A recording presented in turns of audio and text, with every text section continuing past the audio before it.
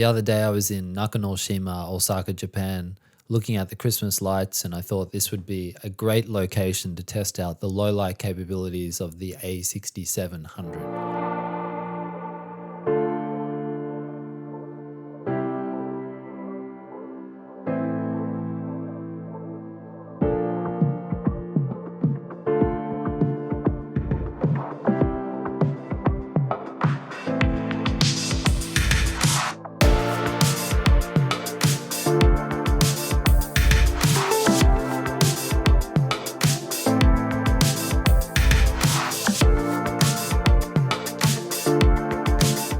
In this video, I want to show you the settings that I use in low light conditions, the gear that I used, and a very brief overview of the color grading I did to achieve that look. So let's get into it. The first setting that I used was shutter priority. I use shutter priority so I don't need to change my aperture to expose for different lighting conditions. If we come into the menu, I was shooting at 24 frames per second. I had my shutter speed set to 1/48th, and I was fluctuating between the two base ISOs that Sony say are the optimal ISOs to use when shooting on S-Log3, which are 2500 and ISO of 800. I also didn't want to worry about changing my white balance, so I just had that set to 5600K, which is usually pretty good for low light conditions. Also, we know that we're going to be exposing for lights or highlights for that reason, so you'll need to come to your metering and change your metering mode to highlights. And also what you would want to do is down here you can set your exposure level, which I had set to plus 1.7, which is roughly a good guide so you don't overexpose for the highlights and you don't underexpose for the highlights. If you overexpose for your highlights, you'll lose information and you won't be able to gain that back in your editing software. So the gear that I used was the Sony 11mm 1.8. There are faster lenses that you can use, but this was enough to achieve the results that I wanted. Also, to stabilize the footage, I used the DJI RS Mini 3, which gave me very nice smooth stabilization. I really recommend this gimbal. It's been the best that I've had.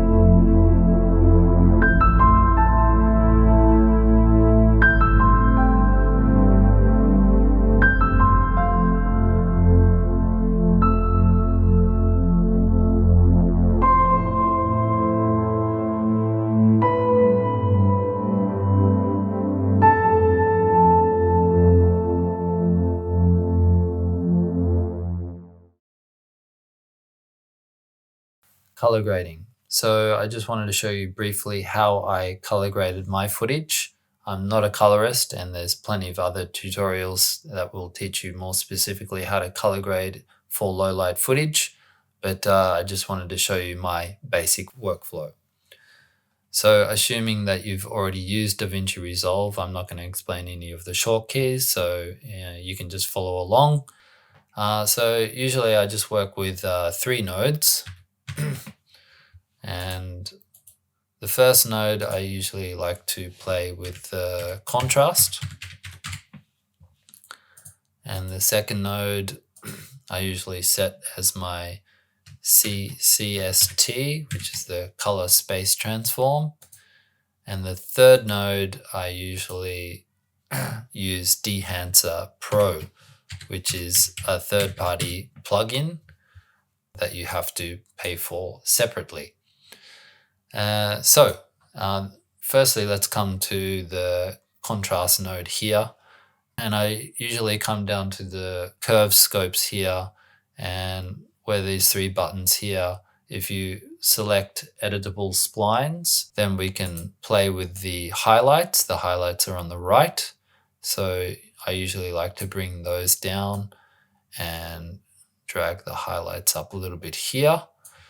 And then on the left side are your blacks or shadows. And I also usually like to raise those a little bit and bring this slider down, which just compresses all of the colors, which gives it a nice kind of compressed look. So that's the first correction I do. Then you need to come over to your CST node here, and you can search in the search bar here. You can search for color space transform and drop that on. And then for Sony cameras, if you are shooting in S-Log3, your input color space should be set to Sony S-Gamut 3 Cine. Your input gamma, because we shot in S-Log3, you need to choose S-Log3 as your input gamma. And your output color space, we want to output to Rec 709. And your output gamma, normally you would choose gamma 2.4, but because we are going to be using Dehancer, then you need to change your output gamma. And I will show you.